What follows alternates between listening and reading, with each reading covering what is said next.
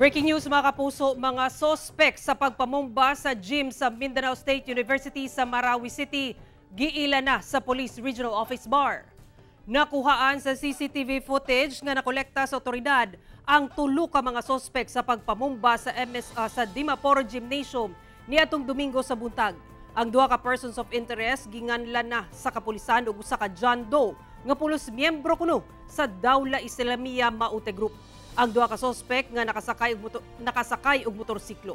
Ang nakasutog white nga long sleeves ug gray pants nga nakaangkas gilang si Kadapi Mimbesa alias engineer, usa ka DI Maute member ug IED expert. Aduna kini kasong illegal possession of explosives, terrorism, kidnapping ug serious illegal detention ug adunay 600,000 pesos nga patong sa ulo. Ang ikaduhang sospek nga driver sa motor ug nakasuot og itom nga long sleeves nga nakamask giila nga si Arsani Mimbesa alias Katab, DI Maute member ug residente sa Barangay Gakap, Piagapo, Lanao del Sur. Ug ikatulo ang John Doe nga mo'y nagsilbing lookout.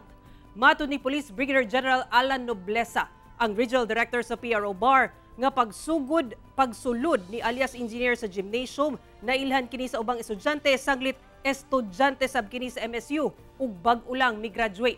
Migawas kini sa gym banda 7:11 sa buntag. Unya taud-taod, mibuto ang bomba dayong sibat sab sa mga sospek sakay sa motorsiklo.